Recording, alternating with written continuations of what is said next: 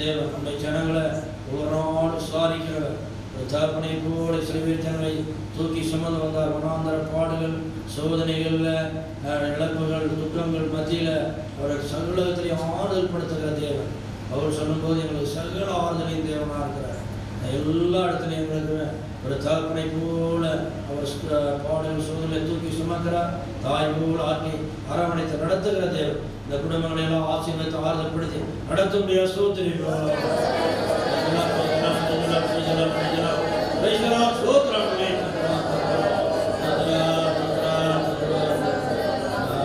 சத்தியத்தை நேசித்தவர்கள் மைமையில அவரை பார்ப்போம் என்கிற ஒரு சத்தியத்தோட நாமும் ஜீவிக்கிற நம்பிக்கை. யோபு சொல்லும் பொழுது அந்நிய கண்கள் என் கண்களே அவரை காணும், என் ரட்சகரை காண்பேன், என் மீட்பரை காண்பேன், இந்த நம்பிக்கை இருக்குன்னு சொல்லணும். அப்படியாகத்தான் நம்முடைய தேவ ஜனங்கள் ஓட்டத்தை முடிச்சு மகிமையில சேர்க்கிற அந்த அருமையான நம்பிக்கை நமக்கு புதுப்பிக்க முடியாத. ஸ்தோத்திரிப்போம்.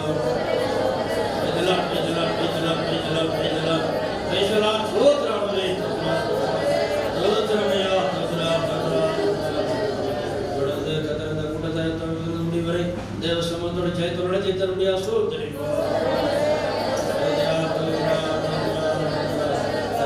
ஆசீர்வதித்து பலப்படுத்த முடியாது. ஜெபிப்போம். தேவ ஜனங்களை ஆசீர்வதித்து பலப்படுத்தவே எல்லாத்தையும் தைரியப்படுத்த வசனத்தின் மூலம் ஆவியானவரை ஆறுதல் படுத்தி நடத்த வேணும். வார்த்தையின் மூலம் நடத்த வேணும். உடைய ஆலோசனை தந்து நடத்த முடியாது. ஜெபிக்கிறோம்.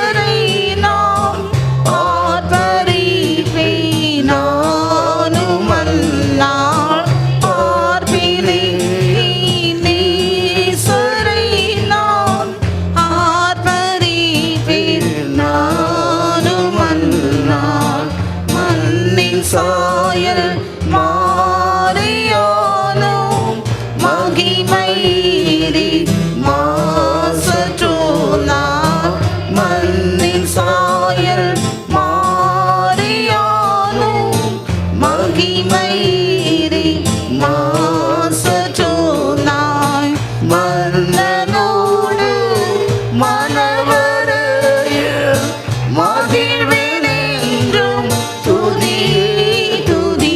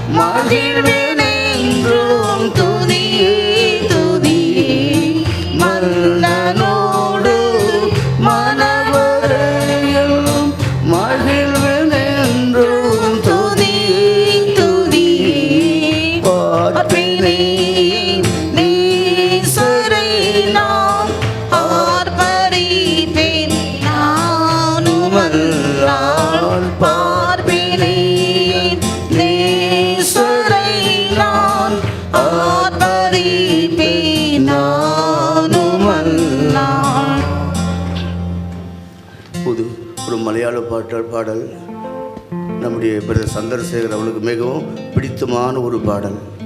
மலையாளம் 180 180.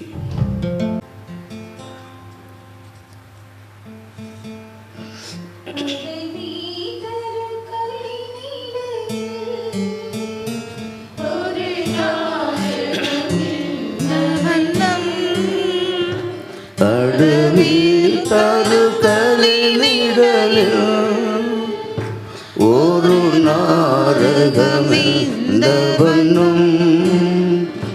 விசுத்தரி நடுவில் காணுனே அதிசேஷனாயிசுவினே விசுத்தரி நடுவில் காணுனே அதிசேஷனாயிசுவினே வாழ்த்துமே என்ற பிரியனே ஜீவகாலமெல்லாம் இமரு யாத்திரையில் நன்றியோடு நான் பாடிடுமே நன்றியோடு நான் பாடிடுமே பனினே புஷ்பம் சாருநிலவன் தாமரையுமி தாழ்வரையில் பனினே புஷ்பம் சாருநிலவன் தாமரையுமி தாழ்வரையில் விசுத்ததில் அது விசுத்தனவன் மாசௌதர்ய சம்புனனி விசுத்தரிலதி விசுத்தனவன் மாசௌதர்ய சம்புனனி வாழ்த்துமே என்ற பிரியனே ஜீவகாலமெல்லாம் இமரு யாத்திரையில் நன்றியோடு நான் பாடிடுமே நன்றியோடு நான் பாடிடுமே பகந்த தைலம் போல் நின் நாமம் பாரின் சௌரண்யமே சுனதா பகந்த தைலம் போல் நின் நாமம் பாரின் சௌரண்யமே சுனதா வழுதோசிருந்த நெருக்கங்களில் என்னை சுகந்தமாய் மாற்றிட நீ வழுதோசிருந்த நெருக்கங்களில் என்னை சுகந்தமாய் மாற்றிட நீ வாழ்த்துமே என்ற பிரியனே ஜீவகாலமெல்லாம் இமரு யாத்திரையில் நன்றியோடு நான் பாடிடுமே நன்றியோடு நான் பாடிடுமே மனக்கு சத்தரங்கங்களா துக்க சாகரத்தில் முங்கும்பூ மனக்லீசத்தரங்கங்களா துக்க சாகரத்தில் முங்கும்பூ திருக்கரம் நீட்டி எடுத்தனச்சோ பயப்படைந்தாயனுரச்சவலி திருக்கரம் நீட்டி எடுத்தனச்சோ பயப்படைந்தாயனுரச்சவலி வாழ்த்துமே என்ற பிரியனே ஜீவகாலமெல்லாம் இமரு யாத்திரையில் நன்றியோடு நான் பாடிடுமே நன்றியோடு நான்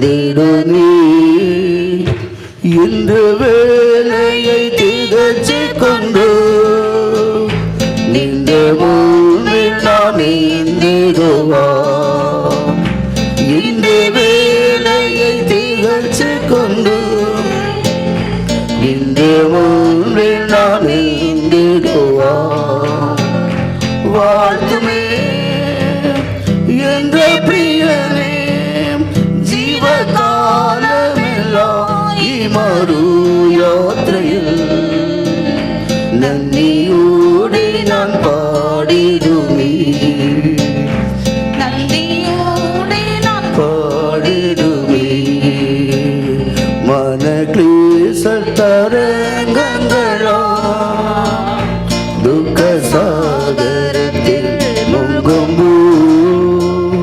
மன கிளேச தரங்கங்களா துக்க சாகரத்தில் முங்கும் திருக்கரம் நீட்டி எடுத்தனச்சோ பயப்படண்டா என்று ரட்சவனே திருக்கரம் நீட்டி எடுத்தனச்சோ பயப்படண்டா என்று ரட்சவனே வாழ்த்துவே என்ற பிரியனே ஜீவகாலமெல்லாம் மறு யாத்திரையில் நன்றியோடு நான் பாடிடுமே நன்றியோடு நான் பாடிடுமே திருகீதமிகு திகழ்ச்சிடுவா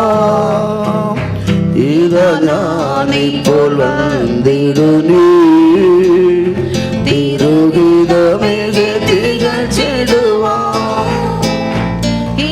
ஞானி போல் வந்திடு நீ இந்த வேலையை திகழ்ச்சி கொண்டு நின்ற முன்பில் நான் நின்றிடுவா இந்த வேலையை திகழ்ச்சி கொண்டு நின்ற முன்பில் நான் நின்றிடுவா நன்றியோடு நான் பாடிடுமே நன்றியோடு நான் பாடிடுமே நன்றியோடு நான் பாடிடுமே நன்றியோடு நான் பாடிடுமே இப்போது சாட்சிகள். இவனுக்கு மகிமை உண்டாகட்டும்.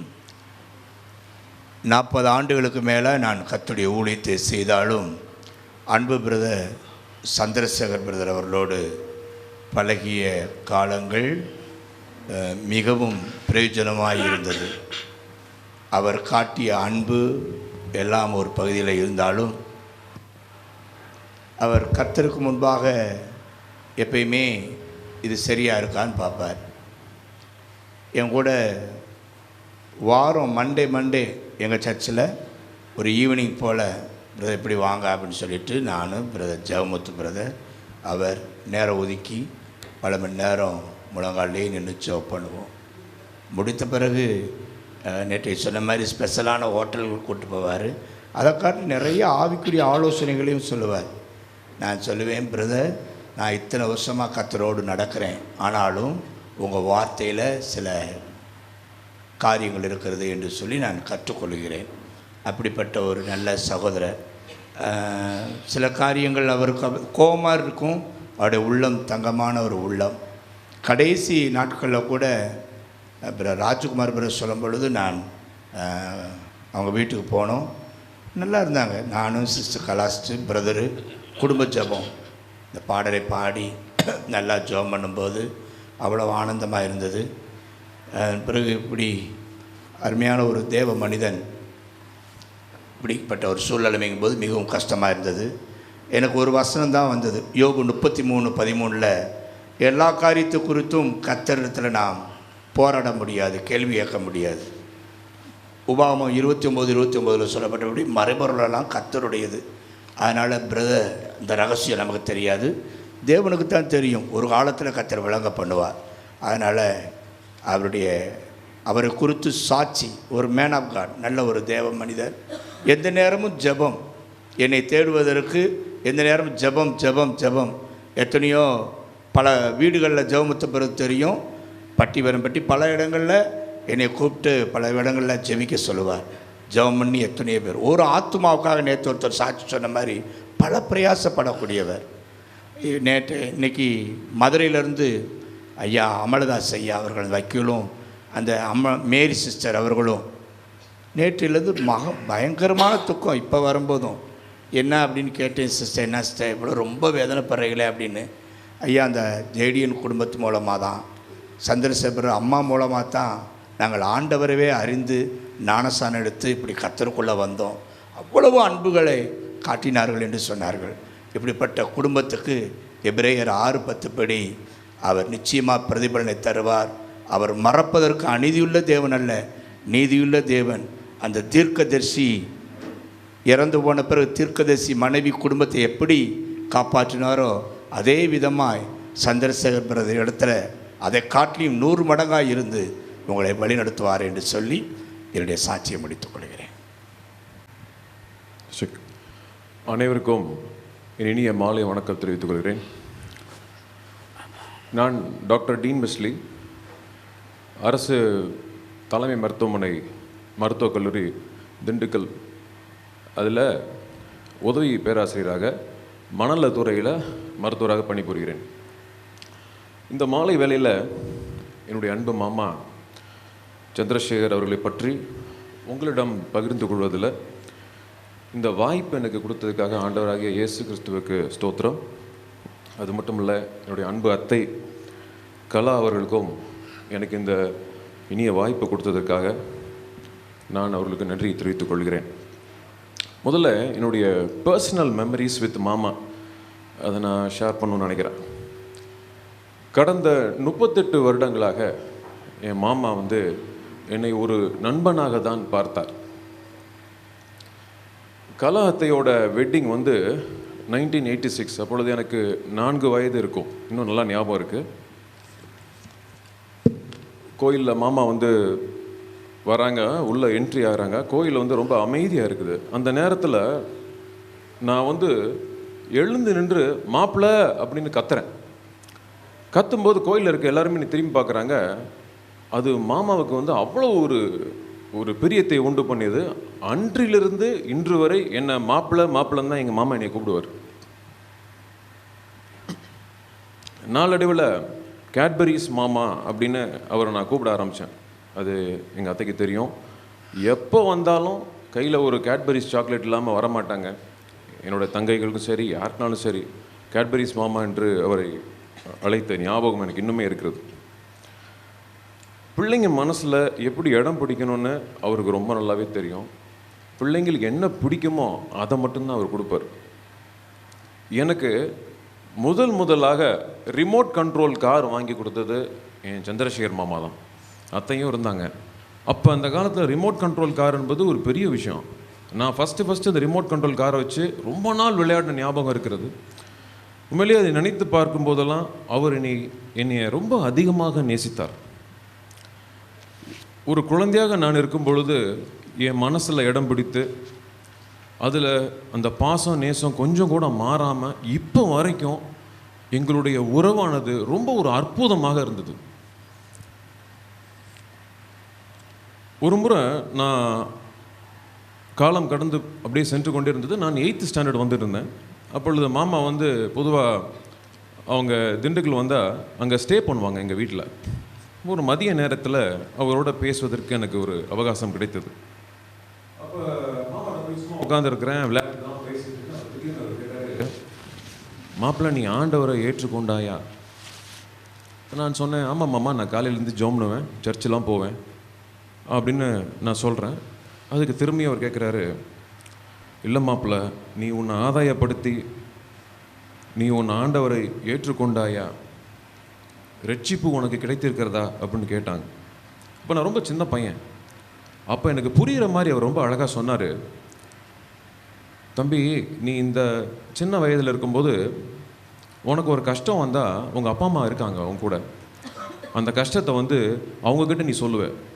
ஆனால் உனக்குன்னு ஒரு ஸ்டேஜ் ஒன்று வரும், உனக்கு ஒரு கஷ்டம் வரும்போது உங்கள் அப்பா அம்மாட்ட நீ சொல்ல முடியாத நேரங்களும் இருக்கலாம்.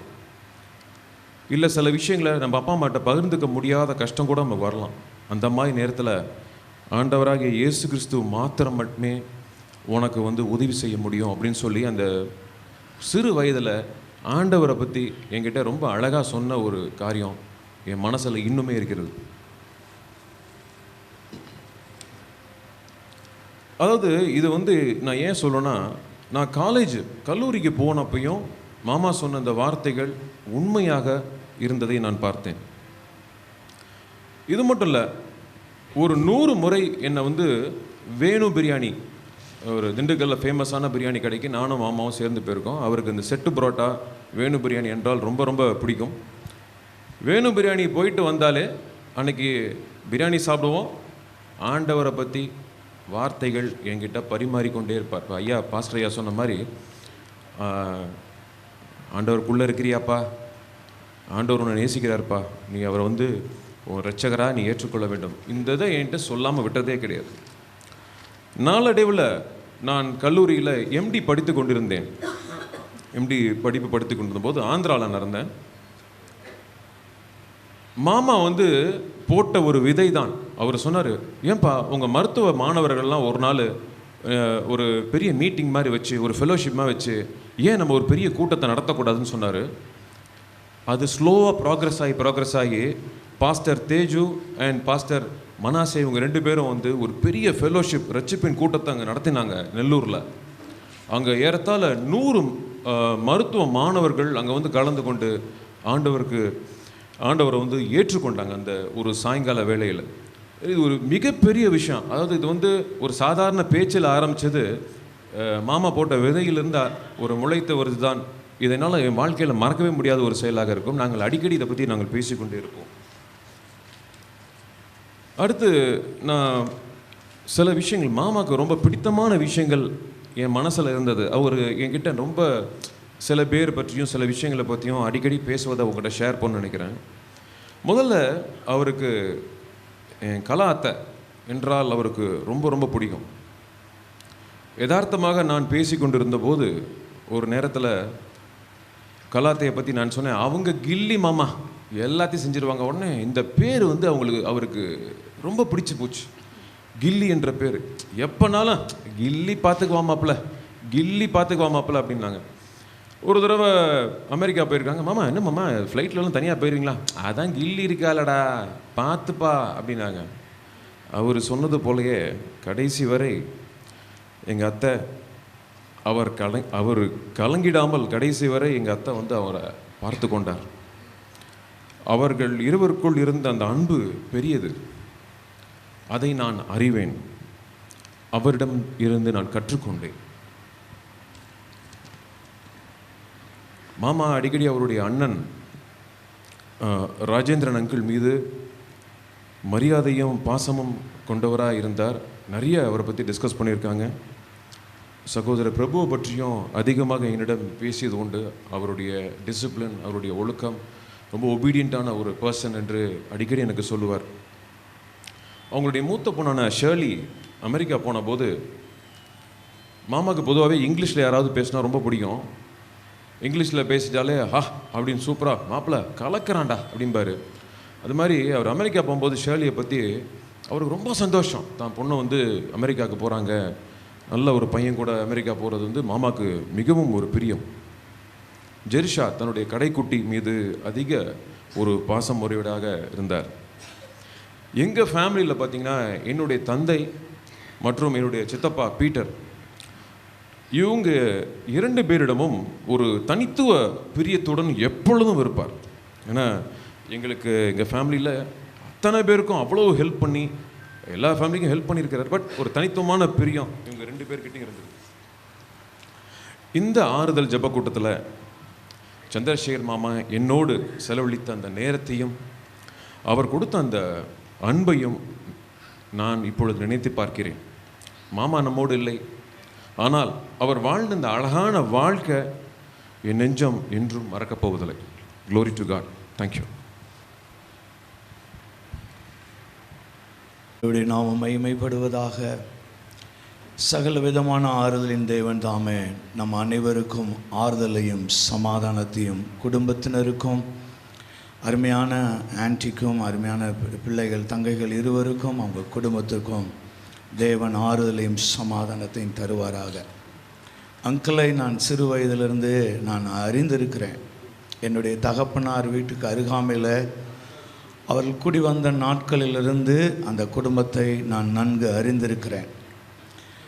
அவர்கள் ஒரு பாரம்பரியமான ஒரு கிறிஸ்தவ குடும்பத்தில் பிறந்திருந்தாலும் அவர்கள் என்றைக்கு கிறிஸ்து இயேசு கிறிஸ்துவனுடைய சத்திய உபதேசத்தில் அவர்கள் அறிந்து கொண்டார்களோ அந்த பாரம்பரியத்தின் காரியத்தை ஒதுக்கி வைத்துவிட்டு கிறிஸ்துவை மாத்திரம் இறுக பிடித்து கொண்டார்கள். பவுல் அழகாய் சொல்லுகிறார், கிறிஸ்து இயேசுவை அறிகிற அறிவின் மேன்மைக்காக எல்லாவற்றையும் நஷ்டம் என்றும் குப்பை என்றும் கருதுகிறேன்.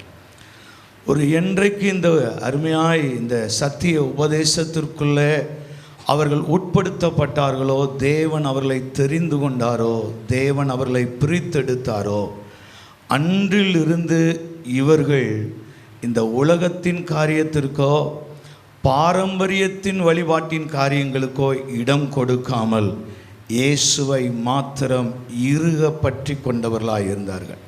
இன்றைக்கி ஒரு பெருங்கூட்டம் இருக்கிறது. பாரம்பரியத்திலும் இருப்பார்கள், ஆவிக்குரிய வாழ்க்கையிலும் இருப்பார்கள். ஆனால் அங்கிளுடைய வாழ்க்கையில் பாரம்பரியம் எனக்கு தேவையில்லை, இயேசு எனக்கு போதும் என்று சொல்லி கடைசி வரைக்கும், ஜீவன் பிரிகிற வரைக்கும் அவர்கள் வாழ்ந்து ஜெயமுள்ள ஊழியத்தை நிறைவேற்றிவிட்டு கடந்து போனான். ரெண்டாவது ஒரு காரியத்தை அங்கிளுடைய காரியத்தில் நான் பார்க்கிற பொழுது, அவர்கள் சரீரத்தில் ஒரு பெரிய பலவீனத்தை அவர்கள் அறிந்து அவர்கள் சரீரத்தில் சுமந்து வந்தார்கள்.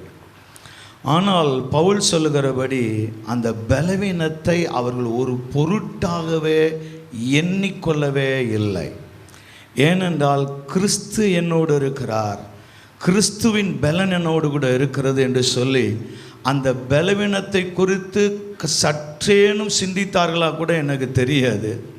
ஆனால் அந்த பலவீனத்தை சுமந்து கொண்டு சபையில் போய் ஊழியங்களை செய்யவும், சபையின் ஐக்கியத்தில் பங்கு பெற்று கிறிஸ்துவின் ராஜ்யத்தை கட்டுவதற்கும், தன் குடும்பத்தையும் தன் தொழிலையும் நேர்த்தியாய் செய்ய கர்த்தர் அவர்களை பலப்படுத்தினார். அதனால தான் பவுல் சொல்லுகிறான், பலவீனத்தில் கர்த்தர் சொல்லுகிறார், பலவீனத்தில் என் பலன் உனக்கு பூரணமாய் விளங்கும். அங்குடைய வாழ்க்கையில் அந்த பூரண பலத்தை கடைசி வரைக்கும் முறுமுறுக்காமல், துக்கிக்காமல், கிறிஸ்து இயேசுவை குறித்து கேள்விகளை எழுப்பாமல் அதை சுமந்து கொண்டு ஜீவனை விட்டு பிரிய கர்த்தர் பலன் கொடுத்தார். கர்த்தருக்கு மகிமை.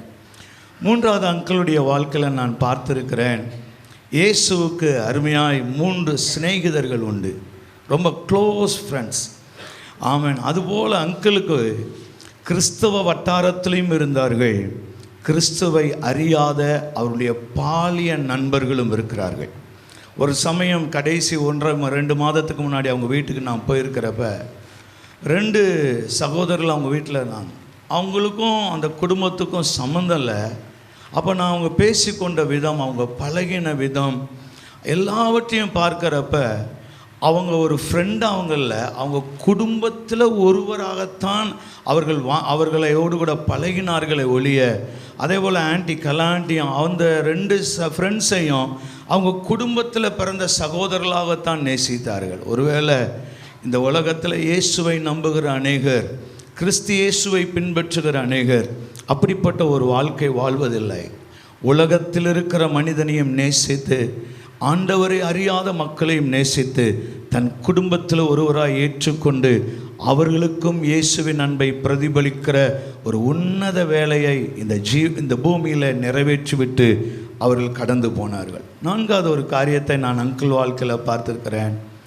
என்னுடைய மனைவி அவங்க அங்கிள் அந்த சிறு வயதிலேயே அவங்க தகப்பனாரை இழந்த பின்பு அவங்க மூத்த சகோதரர் அருமையான அங்கிள் ஜெய்டியன் ராஜேந்திரன் அங்கிளுக்கு தகப்பனுக்கு தகப்பனாகவும் சகோதரனுக்கு சகோதரனுமாய் இருந்து தன்னை 100% ஒரு பிள்ளை தன்னுடைய தகப்பனுக்கு எப்படி கீழ்ப்படியுமோ அதுபோல தன் மூத்த சகோதரனுக்கு ஒரு பிள்ளையைப் போல சகோதரனைப் போல கீழ்ப்படிந்து கடைசி வரைக்கும் நடந்தார். அதில் அவங்க அங்கிள் என்ன டிசிஷன் எடுப்பாங்களோ அதுக்கெல்லாம் நீங்கள் என்ன நடக்கிறீங்களோ சரி, ஆண்டவர் செஞ்சால் சரி, ஒருவேளை எதை இழக்கணுமோ அதை இழப்பதற்கும் அண்ணன் முடிவெடுத்தால் சரி அப்படின்னு சொல்லி கடைசி வரைக்கும் தன் சகோதரனை தகப்பனாகவும் நேசித்தார். உடன் பிறந்த சகோதரனாய் நேசித்து தன் ஓட்டத்தை ஜெயமாய் முடிக்க கர்த்தர் உதவி செய்தார். கடைசியாக நான் ஒன்று சொல்லிவிடுகிறேன். யோசுவா அழகாய் சொல்லுகிறார், நானும் என் வீட்டாருமோ வென்றால் கர்த்தரையே சேவிப்போம். அருமையான இந்த ஆன்ட்டியும் அருமையான 2 பிள்ளைகளும் எங்கள் தெருவில் தான் அவங்க இருந்தாங்க. ஆனால் அந்த குழந்தைகளை நான் பார்த்ததே கிடையாது. அவங்க வருவாங்க, ஸ்கூலுக்கு போவாங்க, அதே நேரத்தில் சர்ச்சில் தான் அவங்க டைம் அதிகமாக இருந்திருக்கும். ஏன்னா ஒருவேளை ஒரு குடும்பம்னா பிள்ளைகள் வெளியே விளையாடுகிறது போகிறதெல்லாம் இயல்பாய் பார்க்க முடியும். அந்த 2 பிள்ளைகளையும் நான் வாழ்ந்த நாட்கள் அந்த பகுதியில் பார்த்ததே கிடையாது. ஆனால் இன்றைக்கி திருமணமாகி ஒரு மகள் யுஎஸில் இருக்கிறதையும் இன்னொரு மகள் இன்ஜினியரிங் முடிச்சுட்டு இருக்கிறதையும் பார்க்குறப்ப மிகுந்த மகிழ்ச்சி. ஆனால் ஆன்ட்டி கடைசி மூச்சு வரைக்கும் ஆண்டவர் இருக்கிறார், ஆண்டவர் போதுமானவர், ஆண்டவர் எல்லாவற்றையும் பார்த்து கொள்வார். கடைசி மரணத்திற்கு முன்பு சில மணி நேரங்களுக்கு முன்னாடி கூட அவங்களுடைய திருச்சபையினுடைய மூத்த போதர்களோடு கூட சில மணி நேரம் இணைந்து ஜெபிக்கிற ஒரு உன்னத பாக்கியத்தை அங்கிள் பெற்றாங்களாம். ஒரு 10 மூத்த ஊழியக்காரர்களோடு கூட தொலைபேசியில் தொடர்பு கொண்டு அந்த கடைசி மணி நேரம் தேவ ஊழியர்களோடும் தேவனோடு கூட இணைந்து, அது மாத்திரம் இல்லை, அதற்கு பின்பாக அருமையான பிரதர் பிரபு அவங்களோடு அவங்க குடும்பத்தோடு மூத்த மகள் அவங்க குடும்பத்தோடு இணைந்து ஜெபித்து தன் ஜீவனை கர்த்தருக்கு முன்னாடி ஒப்பு கொடுத்துருக்கான். எவ்வளோ பெரிய உன்னத பாக்கியத்தை இந்த அங்கிள் தன்னுடைய கிறிஸ்துவின் ஓட்டத்தை பிடித்து கொண்ட நாளிலிருந்து ஜீவன் பிரிகிற வரைக்கும் ஒரு வெற்றியுள்ள ஓட்டத்தை முடிக்க கர்த்தர் உதவி செய்தார். நாமும் இவர் பின்பற்றின பாதைகளை கிறிஸ்துவுக்காய் பின்பற்றி ஜெயமுள்ள ஓட்டத்தை ஓட கர்த்தர் நமக்கு உதவி செய்வார். மீண்டுமா இந்த குடும்பத்தில் இருக்கிற ஒவ்வொருவருக்கும் கர்த்தர் தாமே ஆறுதலையும் சமாதானத்தையும் கர்த்தர் கொடுத்து தகப்பனாய் நின்று உங்கள் எல்லோரையும் வழி நடத்துவார். கர்த்தருக்கே மகிமை உண்டாகட்டும். எல்லோருக்கும் வணக்கம். என் பேர் நௌஷாத். நான் சந்திரசேகரோட 8ஆம் கிளாஸ்லேருந்து அவனோட ஃப்ரெண்டு. 1975லேருந்து ஸ்கூல் லைஃப்லேருந்து இப்போ முடிய ஒரு 50 வருஷம் அவங்க கூட நட்பில் இன்றைக்கி இருக்கிறோம். அவனுக்கு எனக்கு அவரெல்லாம் சொல்லி பழக்கம் இல்லை, அவன் சொல்லி தான் பழக்கம். அவனுக்கு எத்தனையோ க்ளோஸ் ஃப்ரெண்ட்ஸ் இருக்கலாம், ஆனால் எனக்கு அவன் க்ளோஸ் ஃப்ரெண்டு, அதான் சொல்ல முடியும் என்னால். பாலிய காலத்தில் நாங்கள்லாம் நிறைய சுற்றிருக்கோம், ஆனால் அவனுக்கு எந்த விதமான ஒரு துளி கெட்ட விளக்கம் கூட அவனுக்கு எதுவுமே எந்த விஷயத்துலையும் இருந்ததில்லை. ஒரு ஸ்மோக்கிங்கோ ட்ரிங்க்ஸோ ஒரு எந்த விதமான பழக்கமும் அவனுக்கு இருந்தே இல்லை ஆரம்பத்துலேருந்து. ஒரு ஃப்ரெண்ட்ஷிப்புக்கு ஒரு நல்ல எடுத்துக்காட்டான ஒரு நபர் அவன். பியூசி முடிய 8ஆம் கிளாஸ்லேருந்து பியூசி முடிய ஒன்றா வந்தோம். பியூசி டயத்தில் கூட அந்த சமயத்தில் அவங்க அப்பா இறந்துட்டாருன்னு நினைக்கிறேன். அதுக்கப்புறம் அவன் காலேஜ் கண்டினியூ பண்ணல. நான் காலேஜுக்கு போயிட்டேன், அவன் இடையில கொஞ்சம் கேப் விழுந்துச்சு. திருப்பி வந்து பார்த்தா படித்து முடிச்சதுக்கப்புறம் என்கிட்டையும் பணம் இருக்கும், அவன்கிட்டையும் பணம் இருக்கும். நாங்கள் தான் எல்லா ஃப்ரெண்ட்ஸுக்கும் செலவு பண்ணுவோம்.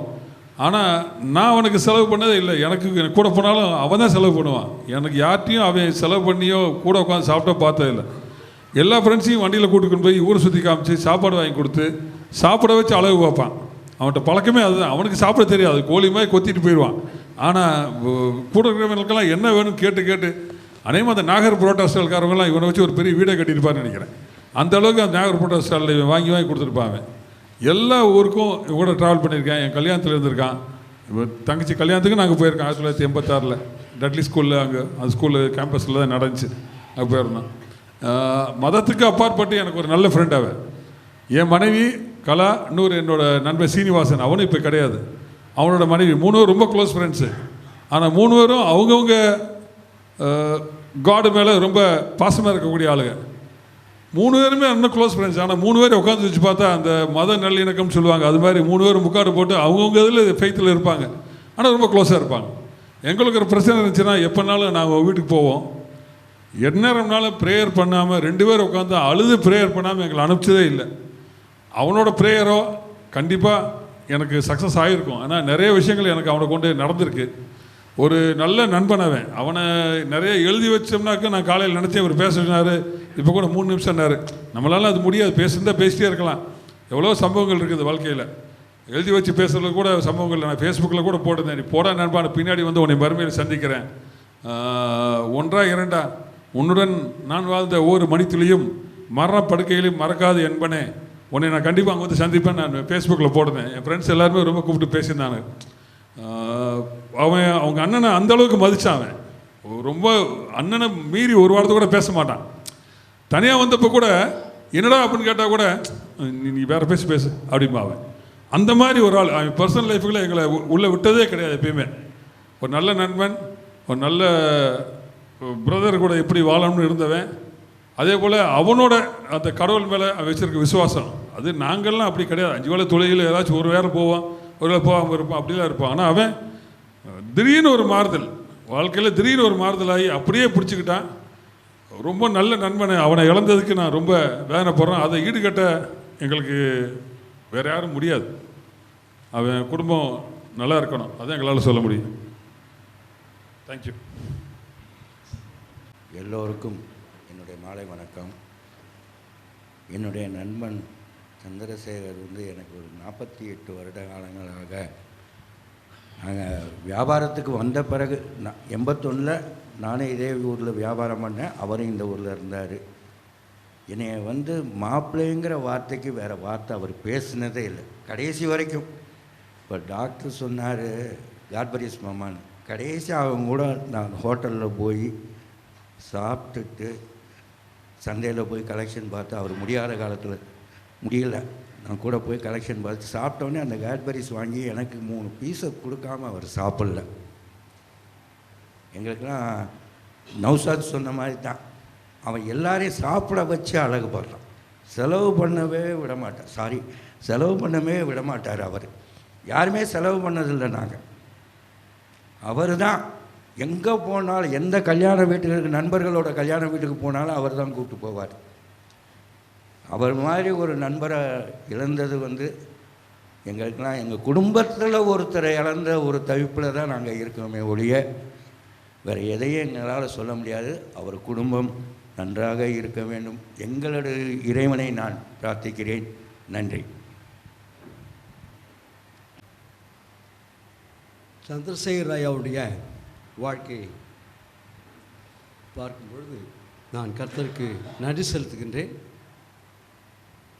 ஒரு ஏறத்தாழ 37 வருடமாக நான் அறிந்திருந்தாலும் ஒரு சில சமயங்களில் தான் சந்தித்திருக்கிறோம்.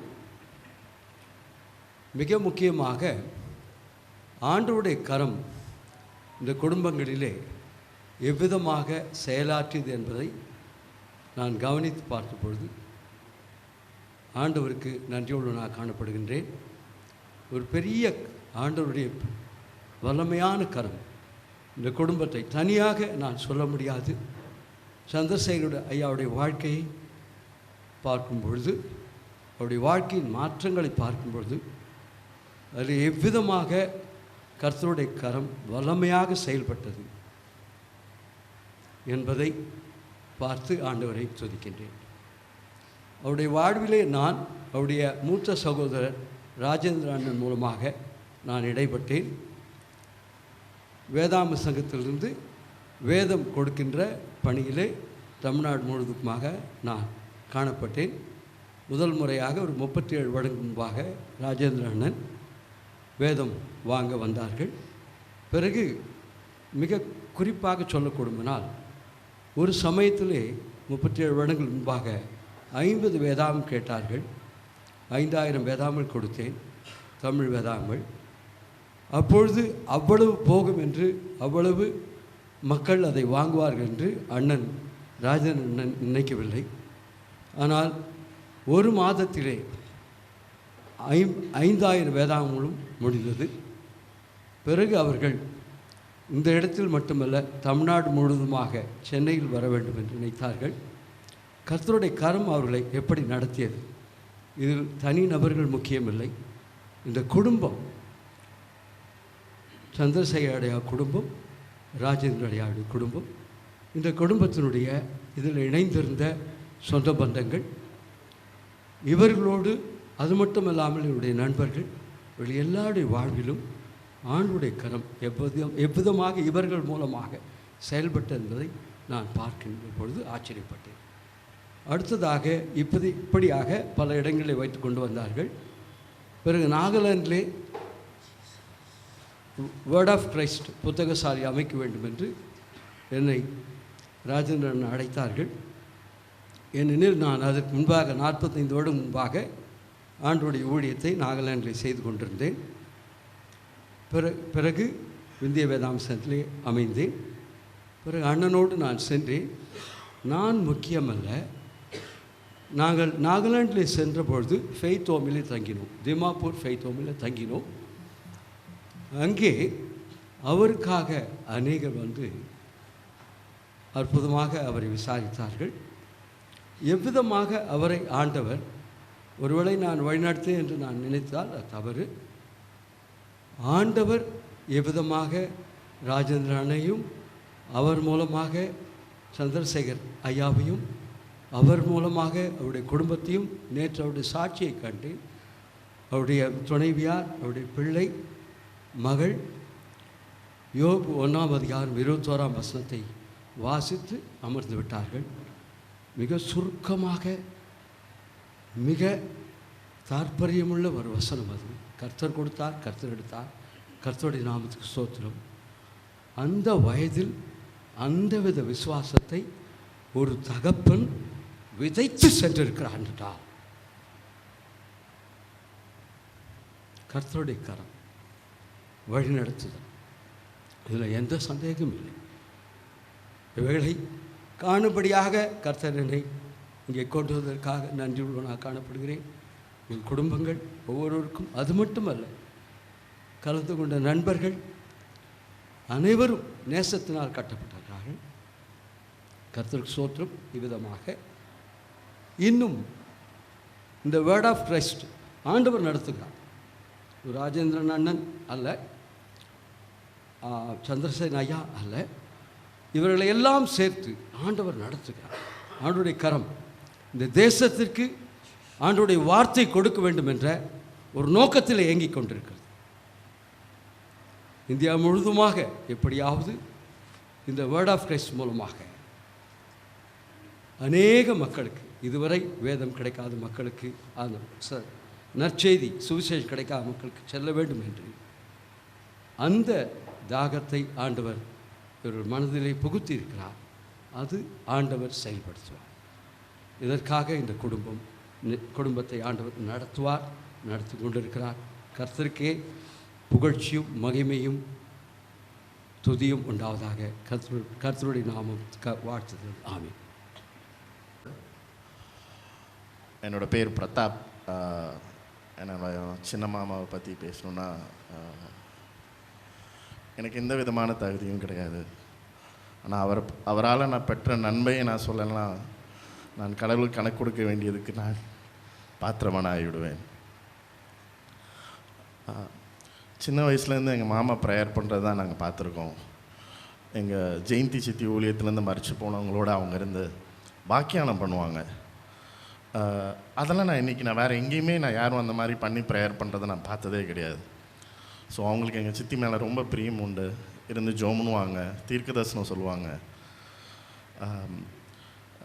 என்னோடய லைஃப்பில் ஒரு முக்கியமான டேர்னிங் பாயிண்ட் அப்படின்னு நான் சொல்லணும் அப்படின்னா, ஃபர்ஸ்ட் திங், நான் என்னோடய டிகிரி முடித்த உடனே நான் என்ன பண்ணிட்டேன், எங்கள் வீட்டில் என்னை ரொம்ப போஸ்ட் கிராஜுவேஷன் படிக்க சொல்லி என்னை புஷ் பண்ணாங்க. பட் ஆனால் நான் சிவகாசிலேருந்து கிளம்பி நேராக பெரியகுளம் வந்துட்டேன். பெரியகுளம் வந்தோடனே என்னுடைய பாட்டிமாக்கிட்டையும் எங்கள் அத்தையும் ப்ரேயர் பண்ணிகிட்ருக்காங்க. நாளைக்கு நான் இன்டர்வியூ போகணும், ஜோமுனுங்க அப்படின்னு சொல்கிறேன். அப்போ எங்கள் அம்மா முதல் லேண்ட்லைன் கால் ஃபோன் பண்ணி நீ போகக்கூடாது அப்படின்னு சொல்லி என்னை ரொம்ப வன்மையாக கண்டிக்கிறாங்க. அப்போ என்னை சின்ன மாமா வந்து எங்கள் அம்மாட்ட சொல்கிறாங்க, கிடைக்குதோ கிடைக்கலையோ போயிட்டு ஒரு 20 லீவ் தானே அப்படின்னு சொல்லி எனக்கு பஸ்ஸுக்கு போகிற காசை கொடுத்து எனக்கு வந்து இன்டர்வியூக்கு அனுப்பிச்சி விட்றாங்க. நான் கோயம்புத்தூர் போகிறேன். த ஃபஸ்ட் இன்டர்வியூ நான் க்ராஸ் பண்ணி முடிச்சுட்டு வந்தேன்னா I made a call to him from the landline from கோயம்புத்தூர்லேருந்து கால் பண்ணுறேன். சின்னமாமாவுக்கு பெரிய ஷாக். ஏய் என்னடா கிடச்சிச்சா? ஐயோ உங்கள் அம்மா என்னை திட்டுவாளேடா, அவ்வளோதான் வார்த்தை. பட் எதாக இருந்தாலும் எந்த காரியத்தையுமே ஹியூமரஸாக எடுத்துகிட்டு போய் ஒரு பாசிட்டிவ் எனர்ஜி கொடுத்து எல்லா இடத்துலையும் வந்து ஒரு தேற்றி கொடுத்து என்னை வந்து ஹெல்ப் பண்ணாங்க. நான் வேலைக்கு சேர்ந்து சில மாதங்கள்லேயே நான் ஃபோன் பண்ணி, மாமா வேலை பிடிக்கல, ஐயோ இவன் எப்படி கேட்குறான் அப்படின்னு. ஐயா இதெல்லாம் ஒரு விஷயமே கிடையாது, இதெல்லாம் சமாளிக்க முடியாதா, அட போய பார்த்துக்கலாம், நான் ஜோம் பண்ணுறேன். ஸோ அதுக்கு பிறகு என்னோடய வாழ்க்கையில் எத்தனையோ வேலைகள் மாறியிருக்கேன், எத்தனையோ ஊர் ட்ரான்ஸ்ஃபர் ஆகியிருக்கேன். நான் அப்பப்போ ஒவ்வொரு வேலை மாறும்போது நான் கூப்பிட்டு சொல்லுவேன். இப்போ கடைசியாக ரீசெண்டாக ஒர்க் பண்ணுற வேலையில் இருக்கும்போது மாமா அப்போ என் கூட வந்து சென்னையில் இருந்தாங்க. அப்போ வந்து நான் காரில் போய் எங்கள் அக்கா வீட்டில் விடும்போது நான் வந்து சொல்கிறேன், மாமா ஆஃபர் வந்திருக்குமா மாமா. ஏய் நல்ல சம்பளம்டா, இந்த கம்பெனியில் லாங் டைம் ஒர்க் பண்ணுறா அப்படின்னு சொல்லி என்னை வந்து ஒரு சப்போர்ட்டிவாக ஆறுதலாக சொல்லிட்டு போனாங்க. நான் கடைசியாக எனக்கு வந்து மதுரை கன்வென்ஷன் அப்போ வரும்போது எல்லாம் மாமாவோட தான் நாங்கள் ஸ்டே பண்ணி தங்குவோம். அப்போ எங்களை வந்து நல்ல ஹோட்டலுக்கு கூப்பிட்டு போய் கவனிப்பாங்க. எல்லோரும் சொல்கிற மாதிரி எனக்கும் ஒரு விஷயம் இருக்குது. எனக்கு ஃபஸ்ட்டு டைமெக்ஸ் வாட்ச் வாங்கி கொடுத்தது எங்கள் மாமா தான், அந்த சாக்ஸுங்கிற Timex centre at Madurai. So இது மாதிரி நிறைய புது விஷயங்கள் வந்து மாமா இருக்காங்க. மாமாவோட முக்கியமான ஒரு விஷயம் என்னென்னா, he always chooses brands, he doesn't compromise on brands. அவருடைய வாழ்க்கையும் அதே போல் வந்து ஒரு பிக் லீடிங் எக்ஸாம்பிளாகவும் பிக்கெஸ்ட் பிராண்ட்ஸாக இருக்குது. But honestly like most of you here, our heart doesn't allow that he should have such kind of a ending, but we all hold each others in prayer so that we all meet up in heaven. Thank you.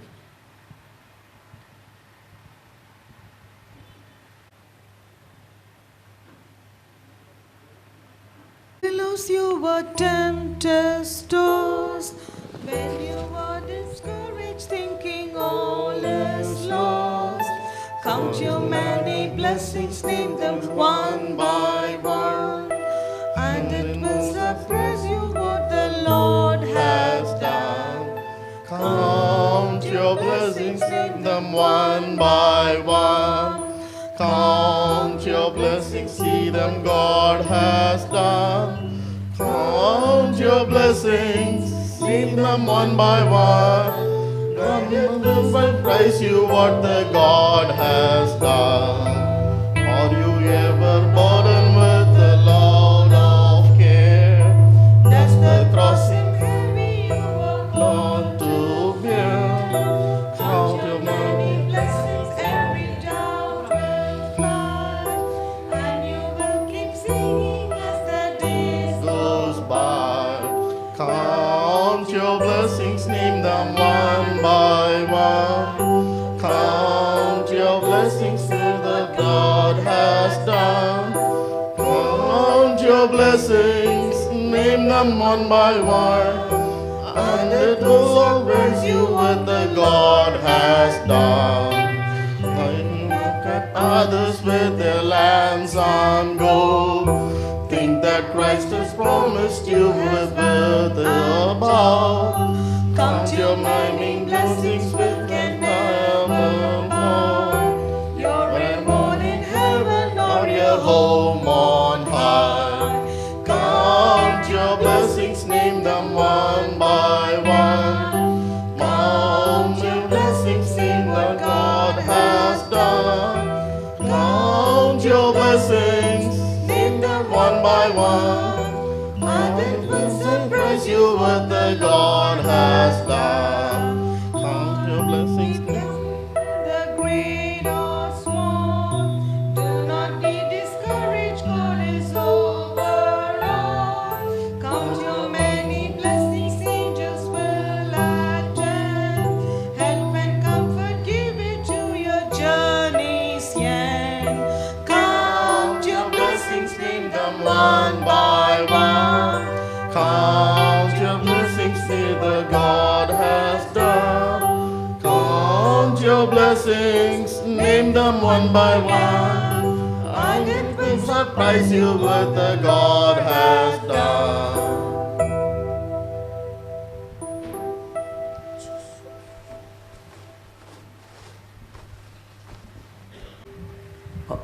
ஆசீர்வதிக்கப்பட்ட நல்ல மாலை வேலைக்காக நன்றியோடு நம்ம எல்லாரும் ஸ்தோத்திரம் பண்ணுவோம். ஆண்டவரே சோத்திரம் தோத்திரம் தோத்திரம் தோத்திரம் தோத்திரம் தோத்திரம் சோத்திரம். நாம் கூடுகிற எவ்விடத்திலும் எந்த வேலையிலும் எந்த சூழ்நிலையிலும் நம்முடைய ஆண்டவன் நம்மோடு கூட வந்து நம்மை ஆசீர்வதிக்கிறபடினால் நன்றியோடு ஸ்தோத்திரம் பண்ணுவோம்.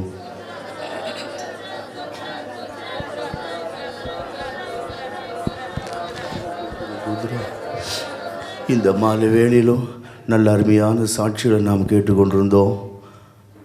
கடைசியாக இந்த கூட்டத்தினுடைய கடைசி பகுதியாக நல்ல வசனங்களையும் கர்த்தர் நமக்கு அனுப்பி தரும்படியாக நம்ம எல்லாரும் ஸ்தோத்திரம் பண்ணுவோம். தோத்திரம் தோத்திரம் தோத்திரம் தோத்திரம் தோத்திரம் தோத்திரம் தோத்திரம் தோத்திரம் தோத்திரம். 1 தெசலோனிக்கேயர் 4ஆம் அதிகாரம் 13ஆம் வசனத்திலிருந்து 18ஆம் வசனம் முடிய நாம் வாசிப்போம். அன்றையும் சகோதரரே, நித்திரை அடைந்தவர்களின் நிமித்தம் நீங்கள் நம்பிக்கையற்றவர்களான மற்றவர்களைப் போல துக்கித்து அறிவில்லாதிருக்க எனக்கு மனதில்லை. இயேசுவானவர் மரித்த பின்பு எழுந்திருந்தார் என்று விசுவாசிக்கிறோமே. அப்படியே இயேசுவுக்குள் நித்திரை அடைந்தவர்களையும் தேவன் அவரோடே கூட கொண்டு வருவார். கர்த்தருடைய வார்த்தையை முன்னிட்டு நாங்கள் உங்களுக்கு சொல்கிறதாவது, கர்த்தருடைய வருகை மட்டும் உயிரோடு இருக்கும் நாம் நித்திரை அடைந்தவர்களுக்கு முந்திக் கொள்வதில்லை.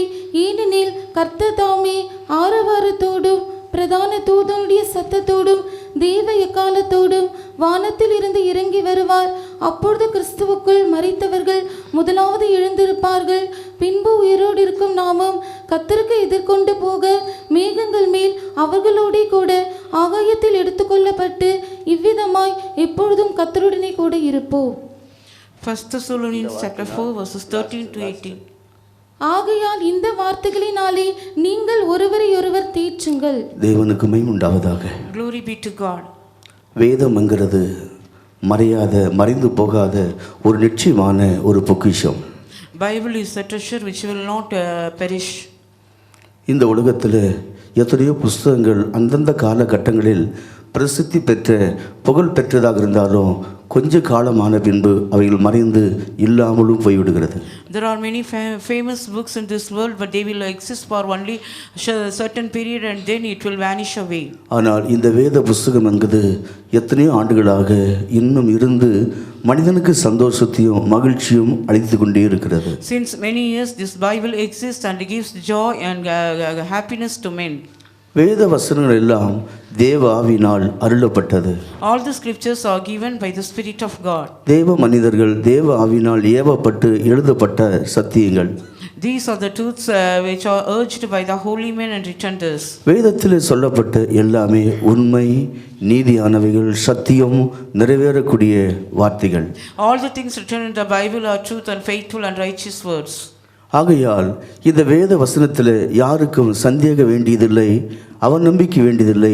இவைகள் எல்லாமே நிச்சயமாக நடக்கக்கூடிய சத்தியங்கள் தான். So no one should have doubt or misbelief on this word of God. These are all the truths which will really happen. இனி நடக்க போகிற ஒரு காரியத்தை குறித்து தான் பவுல் எழுதினார். இப்போது நாம் அதை வாசிக்க கேட்டோம். We have heard the writings of the Saint Paul that the things which will take hereafter. இந்த உலகத்தில் ஒரு மனிதனுடைய முடிவு எப்படிப்பட்டது, அவன் யார், எப்படிப்பட்டவன், என்ன செய்ய வேண்டுங்கிறத ஒவ்வொருவரும் அறிந்து கொள்ள வேண்டும். Everyone should know how will be the end of a man, who is he and what should he do. Everyone should know, aware of this. ஏதோ ஒரு மிருகம் பிறப்பது போல அவன் இருந்து உலகத்தில் தன் காலத்தில் இஷ்டம் போல தன்னுடைய வாழ்க்கை கழித்து நரகத்துக்கு போகும்படி தேவன் மனிதனை பற்றி அவர் சித்தம் வைக்கவில்லை. Like an animal he should not live in this world and he should not live in the way he pleases. God did not like this. மனிதனை குறித்து தேவனுக்கு ஒரு நித்திய நோக்கம் உண்டு. There is an eternal purpose concerning man to God. மற்ற ஜீவராசிகளை குறித்து தேவன் அந்த ஒரு சித்தத்தை தன்னில் வைக்கவில்லை. Concerning all the creatures, God doesn't have such a plan in him. இந்த உலகத்தில் உண்டாக்கப்பட்ட எல்லா ஜீவராசிகளும் தேவனுடைய கரத்தினால் தான் சிருஷ்டிக்கப்பட்டது. All the creatures created in this world are created by God. அவைகள் எல்லாம் தேவனால் சிருஷ்டிக்கப்பட்டிருந்தாலும் even though they are all created by God, அவைகள் எல்லாம் மனிதனுக்காக சிருஷ்டிக்கப்பட்டதே அல்லாமல் வேற ஒன்றுக்கும் சிருஷ்டிக்கப்படவில்லை. They all have been created for men and not for others. மனிதனை மாத்திரமே தேவன் வித்தியாசப்படுத்தி ஒரு சிறந்த விதத்தில் மனிதன் தன்னோடு இருப்பதற்காக மனுக்குலத்த தேவன் உண்டாக்கினார். God had made this mankind so that they might be with him, and an excellent way he created him. எப்போது இந்த மனிதன் தன்னோடு இருக்கதான் தேவன் விரும்புகிறார். God desires that man should always be with him. மனிதன் தன்னோடு கொண்டிருந்து தன்னை சேவிக்க வேண்டும் என்பது தேவனுடைய முழு விருப்பம்.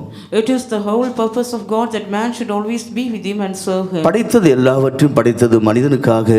மனிதனை தேவன் உண்டாக்கினது தன்னை எப்போது மனிதன் வணங்கி நிற்பதற்காக.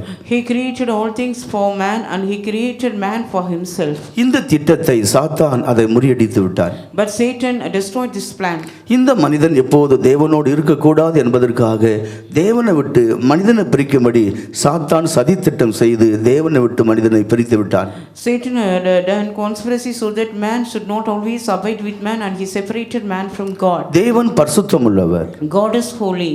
பாவம் இருக்கும் இடத்தில் தேவனுக்கு அங்கே தொடர்பு இல்லை. Where there is sin, there is no God doesn't have contact in that place. இந்த பரிசுத்தமுள்ள தேவனோடு உள்ள உறவை மனிதன் முறித்து கொள்ளும்படி பிசாசு அவனை பாவத்துக்கு உட்படுத்தினான்.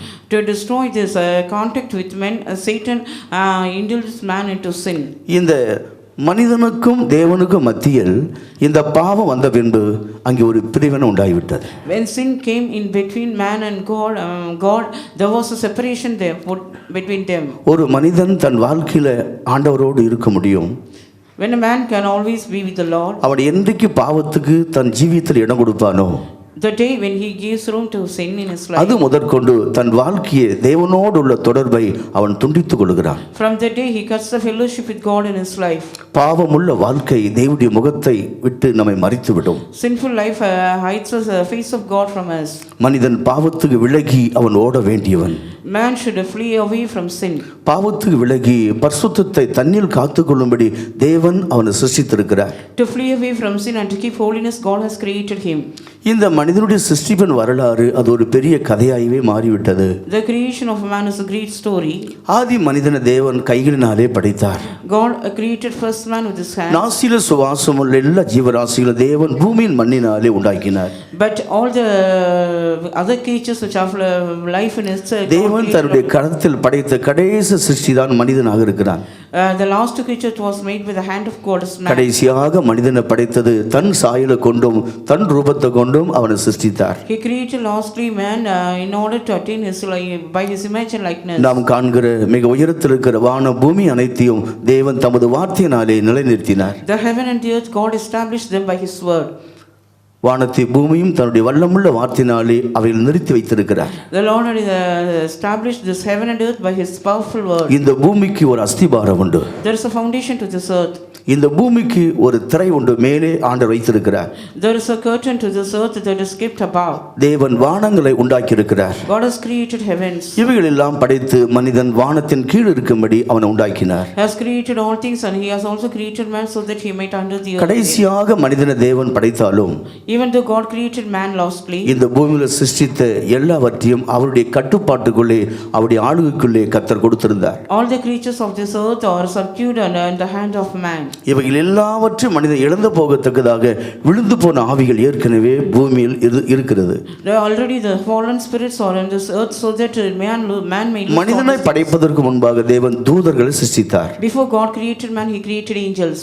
அந்த தூதர்களில் 4 பிரிவாக அவர்கள் சிருஷ்டிக்கப்பட்டவர்கள். They were created as 4 groups. ஒரு கூட்டம் தேவ சமூகத்திலிருந்து அவர் துதிக்குதான சேராபீன்கள். One group seraphims which dwell in the presence of God to praise God. மற்றொன்று அவருடைய தேவனுக்கு உண்டானவைகளை காவல் காத்து நிற்கும்படி கேருபீன்களை கர்த்தர் உண்டாக்கினார். The other group cherubims to keep all the things to protect them.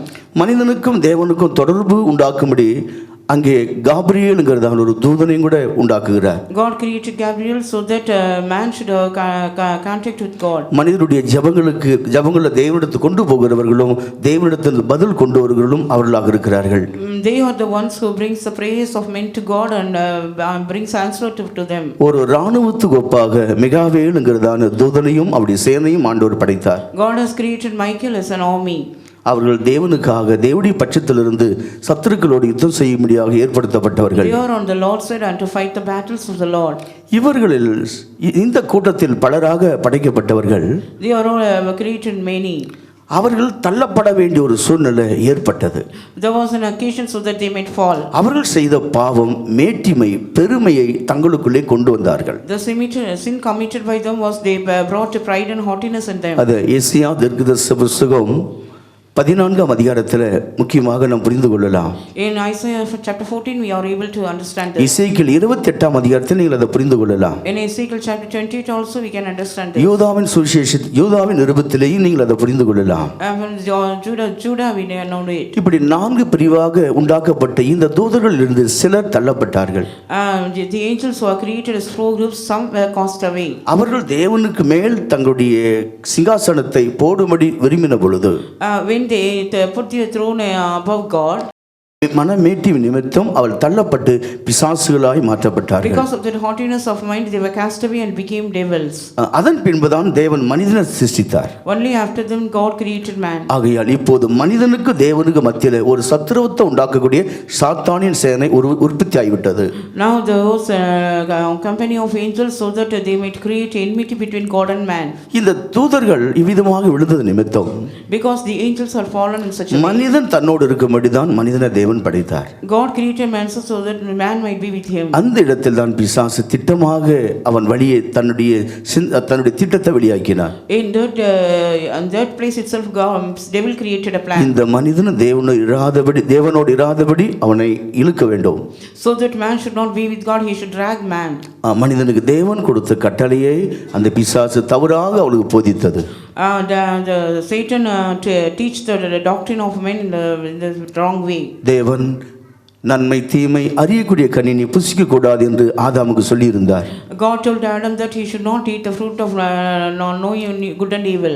ஆனா தேவன் அதை புசிக்கினால் நீ சாகவே சாவாய் என்று தேவன் கட்டளையிட்டிருந்தார். But God had commanded that at the day when thou shalt eat thou shalt surely die. ஆனா பிசாசு தவறாக சர்ப்பத்துக்குள் நுழைந்து துருபதேசம் பண்ணினது. But devil entered into serpent and created a corrupt doctrine. ஆண்டவருக்கு மகிமை உண்டாகட்டும். Praise be to God. மனுக்குலம் பிசாசின் சத்தத்தை கேட்க செவி கொடுத்தது. The mankind also hearkened to the voice of devil. ஆகையால் பாவத்துக்கு உள்ளாய் மனிதன் மாறி போய்விட்டான். So man entered into sin. அதன் பின்பு மனிதன் தேவனை விட்டு தூரமாய் விலகி போய்விட்டான். After that man gets separated from God away. இப்படி மனுக்குலமானது தொடர்ந்து பாவத்துக்குள்ளே விழுந்து கிடந்தது. So this continuously mankind was among sin. கர்த்தராகிய தேவன் தனக்குள்ளே ஒரு திட்டத்தை உண்டு பண்ணினார். God the Lord made a plan within himself. தன்னை விட்டு பாவம் செய்து தூரம் போன மனிதனை The man who had committed sin and gone away. அவனை திரும்ப தன்னோடு சேர்த்துக்கொள்ள ஒரு வழி வகுத்தார். He created a way so that they might again join with him. அதற்காக தேவன் தமது ஒரே பேரான குமாரனை பூமிக்கு அனுப்பினார். For that he sent his only begotten son to this earth. அவர் மனிதனாக பிறந்தார்.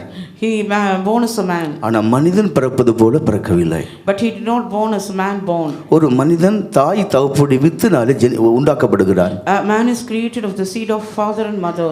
ஆனால் இயேசு ஒரு ஸ்திரீயின் வித்தாக அவர் உண்டானார்.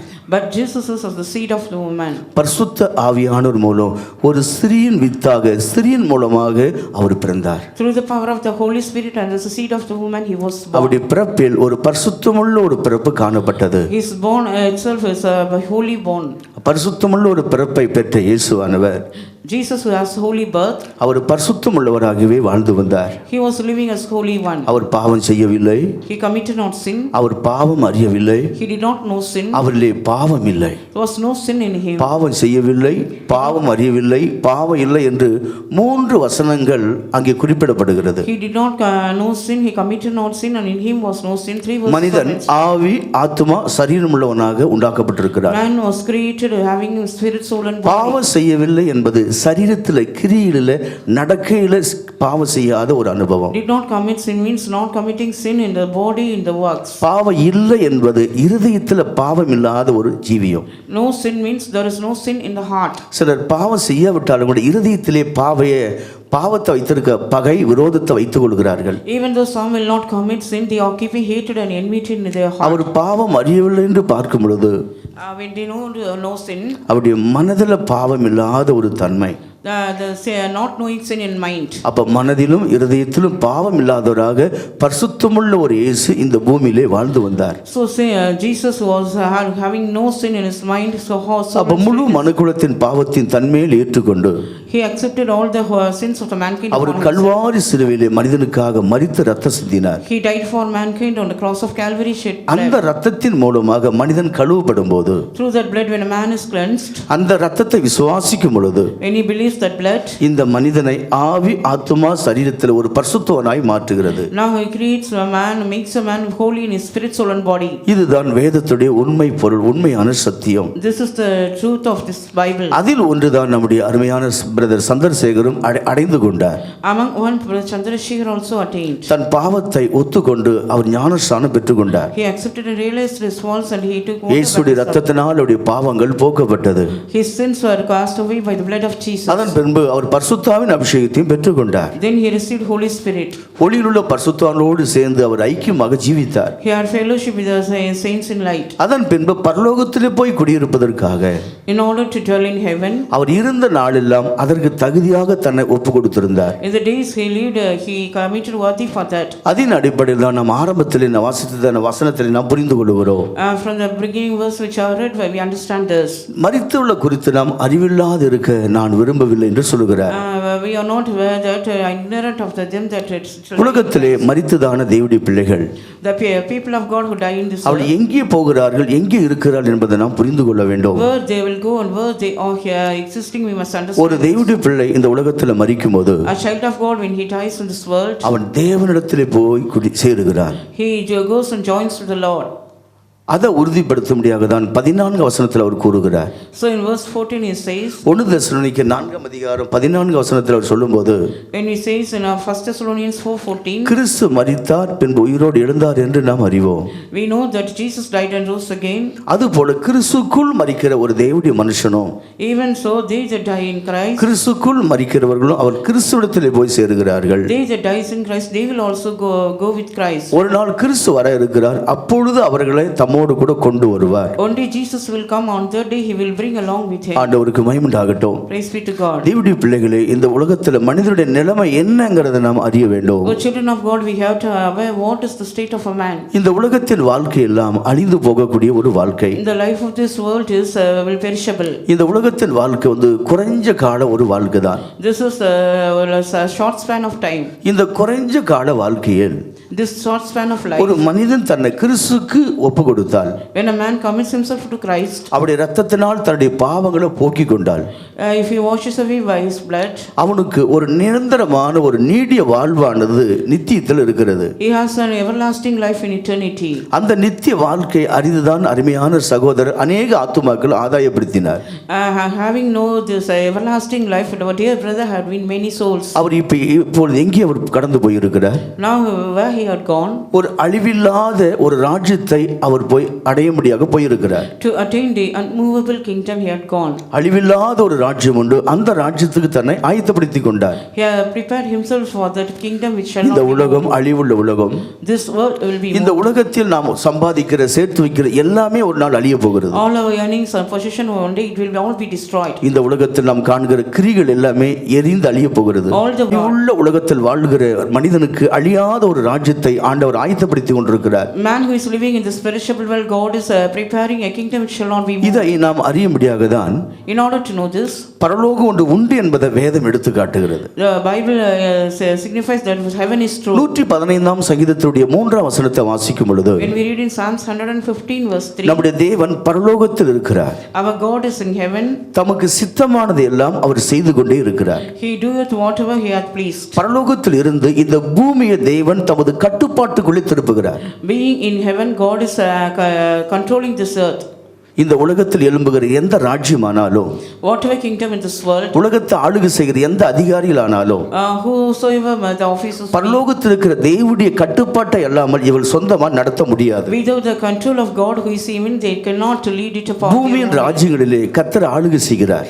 the Lord reigneth the kingdoms of this earth. அந்தந்த காலத்துக்கு ராஜாக்களை அவர்தான் ஏற்படுத்துகிறார். he only sets king first times. அந்தந்த காலத்துக்கு மனிதர்கள் ஏற்படுத்தி மனிதர்கள் மேல் ஒரு காவலாக அவளை ஏற்படுத்தி வைத்திருக்கிறார். He only created man and made watches over them a man.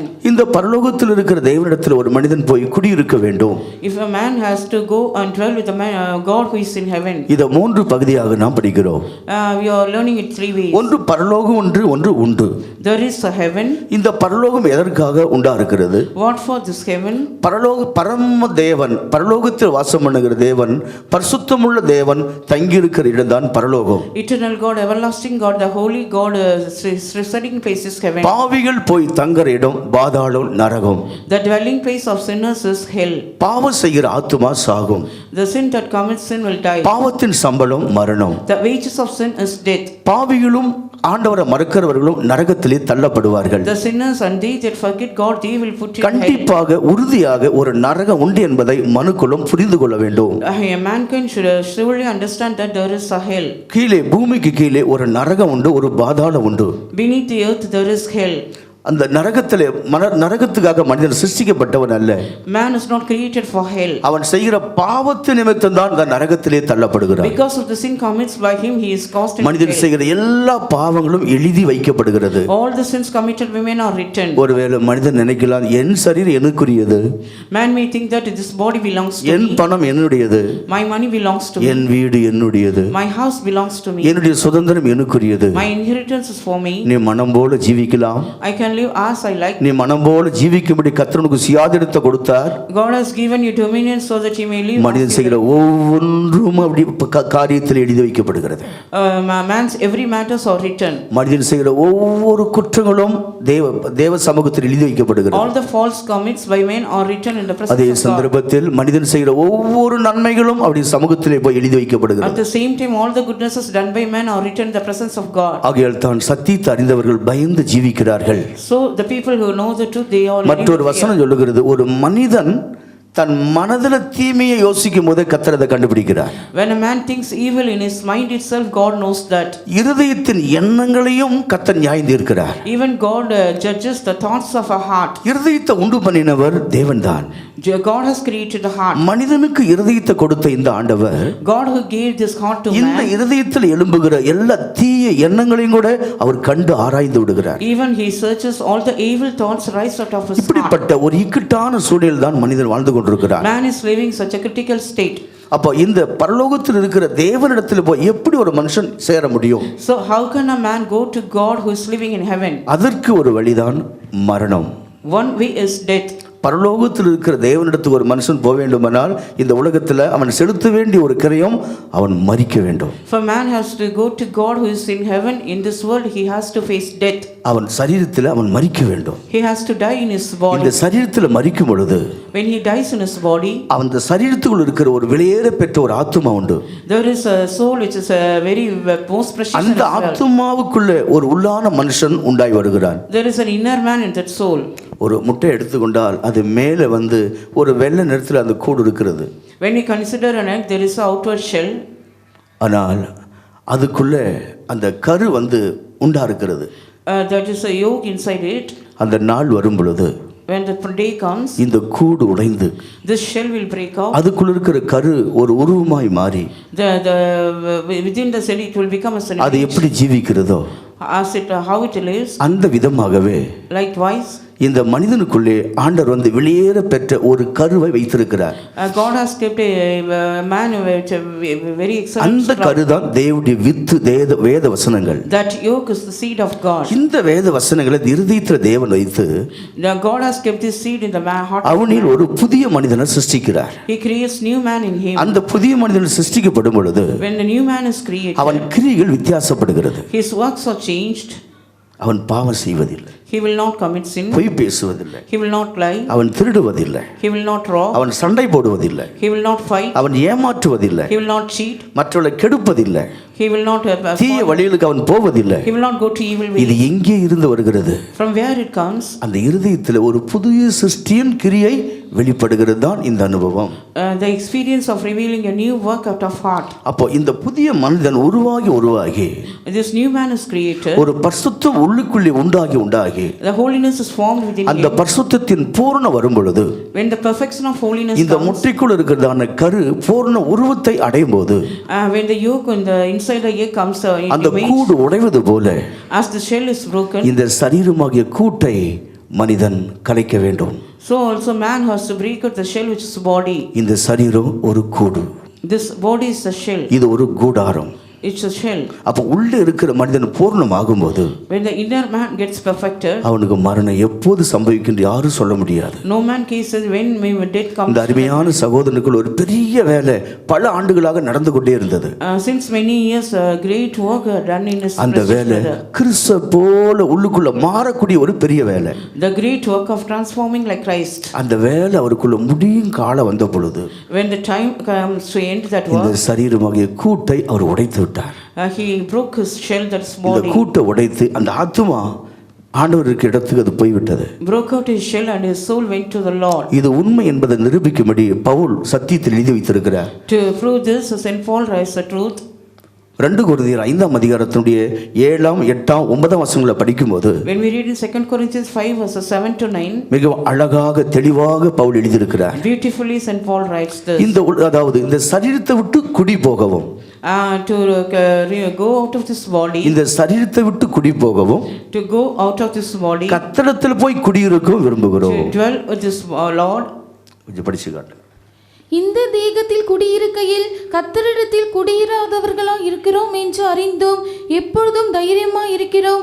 நாம் தைரியமாகவே இருந்து இந்த தேகத்தை விட்டு குடி போகவும் கர்த்தரிடத்தில் குடியிருக்கவும் அதிகமாய் விரும்புகிறோம். ஆண்டவருக்கு மகிமை உண்டாகட்டும். Praise be to God. இந்த வசனத்தை நன்றாக நீங்கள் கவனித்தீர்களானால், When you read this verse clearly, இந்த உலகத்தில் நாம் குடியிருக்கும் காலம் வரைக்கும் as long as we dwell in this world, நாம் கர்த்தரோடு குடியிருக்கவில்லை. we have not lived with God. ஆனால் நம்மோடு அவர் இருக்கிறார். But he is with us. ஆனால் அவரோடு சேர்ந்து நம்ம குடியிருக்கவில்லை. But you are not dwelling with him. அவர் பரலோகத்தில் இருந்து நமக்கு உதவி செய்கிறார். He helps us from heaven. இப்போ இந்த ஐயாவுடைய பெரிய மக அமெரிக்காவில் இருக்கிறாங்கன்னு வச்சுக்கொள்ளுங்க. அவங்க அமெரிக்காவில் இருக்கிறாங்க. The elder daughter of these brothers in America, அவங்களுக்கு கஷ்டம் வரும்போது அவங்க ஃபோன் பண்ணலாம். while sufferings they can call them. இவரும் அவங்களோட பேசலாம். He can speak to them. அது உதவி செய்யலாம். He can help them. ஆனால் அவங்க தகப்பன் இருக்கிற இடத்துக்கு வரும்போது, But at a place where his father, அவங்க தகப்பனோடு கூட நேருக்கு நேராக பேசலாம். we are speaking face to face. தகப்பனோடு அவங்க உருவாடலாம். They can commune with father. இதே போல ஒரு மனிதன் பூமியில ஆண்டவருடைய பிள்ளையா இருக்கும் காலத்துல, So also when a man is a child of God in this அவங்க earth, கர்த்தருடைய சத்தத்தை கேட்கலாம். he can hear the voice of God. அநேகரோடு கர்த்தர் பேசுகிறார். God speaks to many. கர்த்தருடைய விருப்பத்தை அறிந்து கொள்ளலாம். You can know the pleasing. அவர் வழி நடத்துவார். He will guide them. எல்லாம் செய்வார். He will do all things. ஆனா இந்த பூமியில் நாம் குடியிருக்கும் காலம் வரைக்கும் But as long as we dwell in this earth, நம்முடைய ஆண்டவரை நாம் பார்க்க முடியாது. we cannot see our Lord. நம்ம பார்க்க முடியாத ஒரு சூழ்நிலையில் இருக்கிறோம். We are found in a situation that we cannot behold him. அதற்கு காரணம், The reason, இந்த பாவத்துக்குள்ளான இந்த சரீரம் தான் அதற்கு காரணம். the sinful body is the reason. இந்த சரீரத்தை நாம் களைந்து விட்டால், When we remove this body, அடுத்து நாம் போய் சேருவது தேவனிடத்தில் குடியிருக்க போகிறோம். then we are going to dwell with the Lord. ஆண்டவருக்கு மகிமை உண்டாகட்டும். Praise be to God. அப்போ ஒரு மனிதன் இந்த சரீரத்தில் இருக்கும் காலம் வரைக்கும் தேவனோடு அவன் குடியிராதவன். As long as a man presents his body, he will not dwell with the Lord. இந்த பரலோகமும் பூமியும் சேர்ந்தது ஒரு குடும்பம். This heaven and earth combines a family. எபேசியர் 3ஆம் அதிகாரம் 14ஆம் வசனத்தை வாசிக்கும்போது, When we read in Ephesians 3:14, பரலோகத்துக்கும் பூலோகத்துக்கும் ஒரு குடும்பத்துக்கு நாமகரர் ஒருத்தர் இருக்கிறார். there is a one who is a head of the heaven of the heaven. பரலோகமும் பூமியும் ஒன்றாதான் இணைந்திருக்கிறது. Heaven and earth are one. அது சபையோடு பரலோகம் இணைந்திருக்கிறது. Heaven is connected with the church of God. நாம் ஒரு குடும்பமாக இருக்கிறோம். We are as one family. ஐயா மரித்தாலும் கூட நம்முடைய குடும்பத்தில் தான் இருக்கிறார். Even though the brother dies, he is in our family. அதாவது ஒரு வீட்டில் 4 அறைகள் கட்டப்பட்டிருந்தால், Even though 4 rooms in the building, ஒரே வீடு தான், same house, ஒரே வீடு தான், ஆனால் ஒவ்வொருத்தரும் ரூமுக்குள்ள இருக்கிறாங்க. same house, but everyone resides in same. அதே போலதான் சகோதரர் மரித்தாலும், so also even though the brother dies, அவர்கள் பரலோகத்தின் அறையில் இருக்கிறாங்க. he is in the room of heaven. நாம் பூமியில் இருக்கிற அறையில் இருக்கிறோம். We are in the room of the earth. அதனால மரித்த அவருக்காக நாம் கவலை அவசியம் நமக்கு இல்லை. need not to care or have our ஏனென்று கேட்டால் அவர்கள் பரலோகத்தின் பிள்ளைகளாய் மாறிவிட்டார்கள். because they have become the children of heaven. அந்த பரலோகத்துக்கு போகக்கூடிய ஒரு வழி இந்த மரணத்தின் மூலமாக நாம் போகக்கூடிய வழி உண்டா இருக்கிறது. One way to go to heaven is through death. மனிதன் மரித்த பின்பு தேவனோடு குடியிருக்க போகிறான். After a man dies, he is going to be with the Lord. இதைத்தான் பிலிப்பியர் 1 அதிகாரம் 21, 22, 23 வசனத்தில் பவுல் எழுதும்போது, That's what St. Paul writes in Philippians 1 chapter verses 21. கிறிஸ்தியனுக்கு ஜீவன், சாவு எனக்கு ஆதாயம். For to me to live is Christ and to die is gain. கிறிஸ்தியனுக்கு ஜீவன், சாவு எனக்கு ஆதாயம். To live is Christ and to die ஒரு is மனிதன் ஓட்டப்பந்தயத்தில் ஓடுகிறான். when a man is in a running race, அவனுக்கு வெளியேற பெற்ற ஒரு பரிசு பொருள் இருக்கிறது. precious prize is kept for அதை him. அவன் எப்போது பெற முடியும்? When can he obtain that? அந்த ஓட்டத்தை முடிக்கும் போது தான் பெற முடியும். Only at the end of the race only he can obtain. அந்த ஓட்டத்தை முடித்தாதான் அவனுக்காக இருக்குதான அந்த பரிசு அவன் வாங்க முடியும். Only when he finishes the race he can receive that அந்த prize. ஓட்டம் தான் இந்த சரீரத்தில் வாழ்கிற வாழ்க்கை. That race is the life we live in this இந்த body. சரீர வாழ்க்கையாகிய சரீரத்தின் ஓட்டத்தை நாம் முடிக்கும் போது தான் When we complete this race in the body, நாம் நினைக்கலாம் மனிதன் மரித்துட்டான், இனி அவனுக்கு ஒன்றுமில்லை என்று யோசிக்கலாம். we may think that when a man dies he is not having anything. அவன் என்னைக்கு மரணத்தை காண்கிறானோ அன்றைக்கு தான் அவனுடைய பரலோக வாழ்வு ஆரம்பிக்கிறது. The day when he meets death, on third day itself the heavenly அவன் life ஓட்டத்துக்குரிய begins. பிரதிபலனை பெறக்கூடியதான் இந்த மரணத்தினுடைய தொடக்கம். The beginning of this death is the attaining this prize. பிலிப்பியர் 1 அதிகாரம் 23 அவர் சொல்லும்போது, In Philippians 1:23 he says, சரீரத்தை விட்டு பிரிந்து, தேகத்தை விட்டு பிரிந்து to depart from this body, கிறிஸ்துவுடனே கூட போய் இருக்க எனக்கு ஆசை உண்டு. to be with Christ I desire. எப்படி? இந்த சரீரத்தை விட்டு பிரிந்து கிறிஸ்துவுடனே கூட போய் இருக்க எனக்கு ஆசை உண்டு.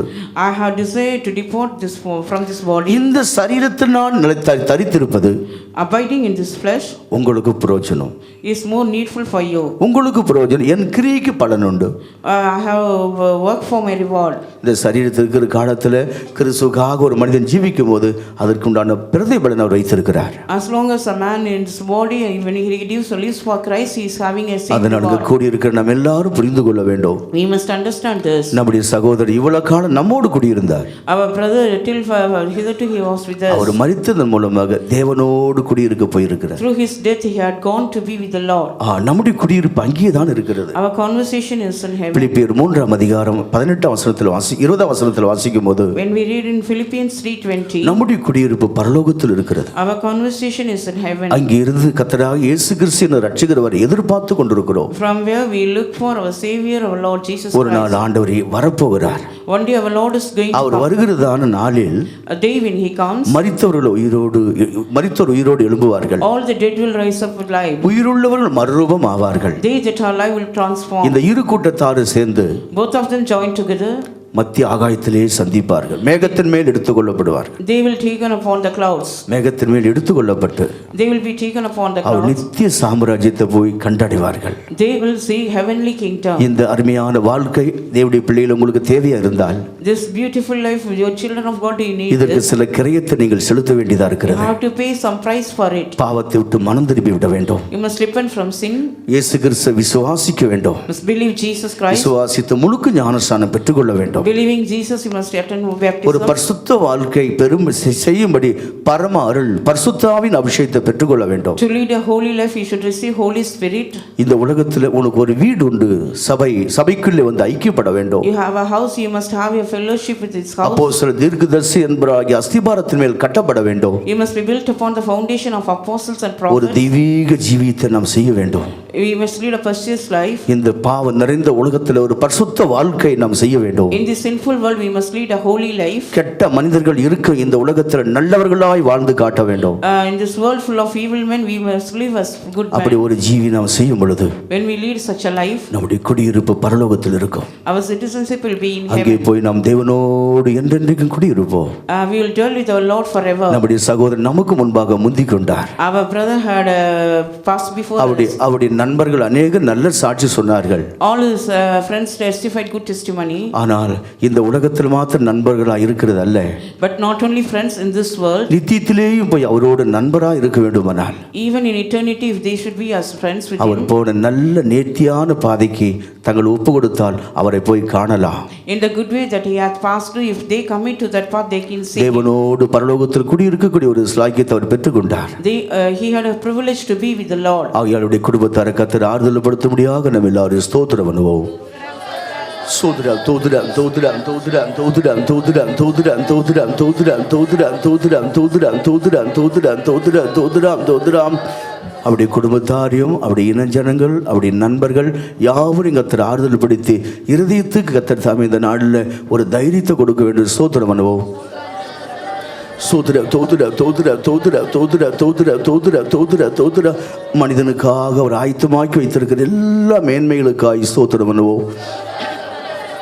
சோதர தோதுர தோதுர என்ன என் மேன்மை என் பேர் காய்தானோ, என்ன என் மேன்மை என் பேர் காய்தானோ, என்ன இன்பம் என் சொந்தமானதோ, என்ன இன்பம் என் சொந்தமானதோ, தோவேனேன் உள்ளமதில் நான் துதி உள்ளமதில் நான் ஏதோவேனேன் உள்ளமதில் நான் துதி உள்ளமதில் நான் இன்னும் என்னை மீட்ட அன்பை கூறுவே நிதம் அன்பை கூறுவே, எல்லோம் என்னை மீட்ட அன்பை கூறுவே நிதம் அன்பை கூறுவே, வாழுவே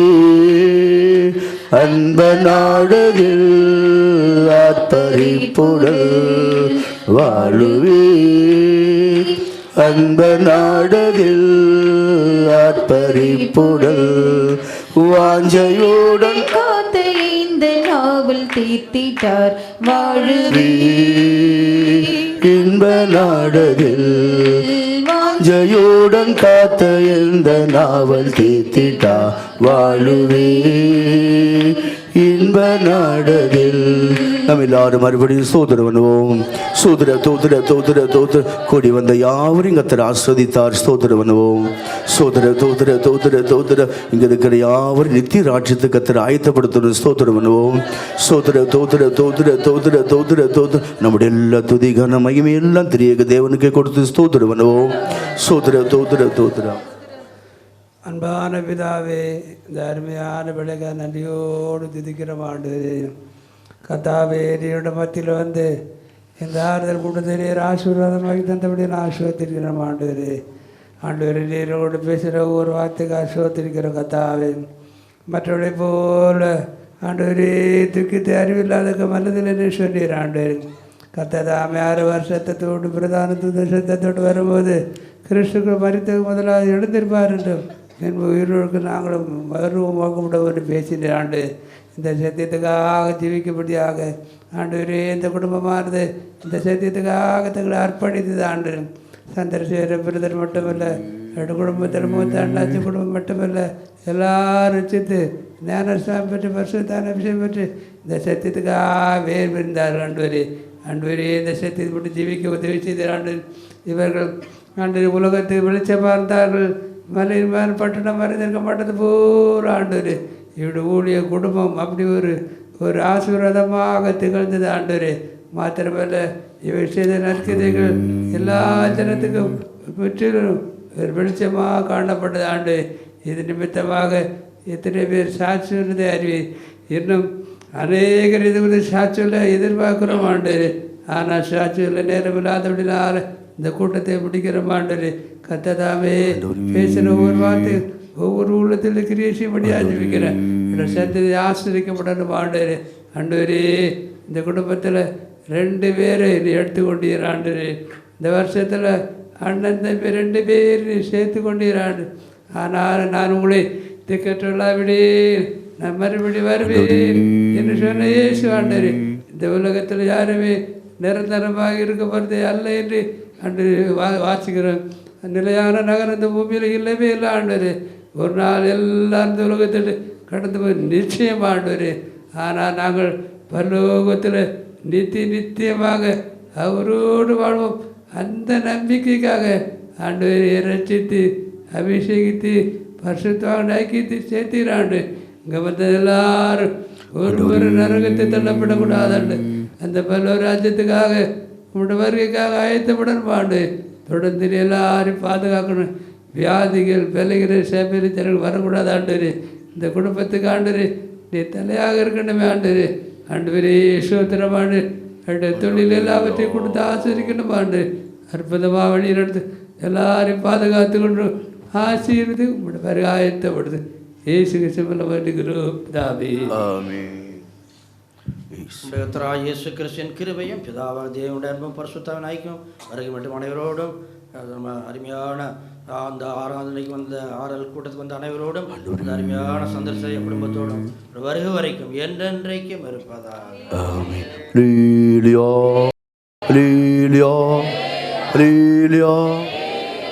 Praise the Lord.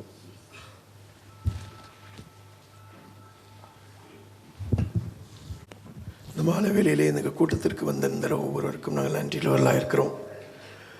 எல்லாருக்கும் உணவு மேலே ஆயத்தமாக இருக்கிறது. தயவுசெய்து சாப்பிட்டு போக முடியாது அன்போடு கேட்கிறேன். தேங்க்யூ.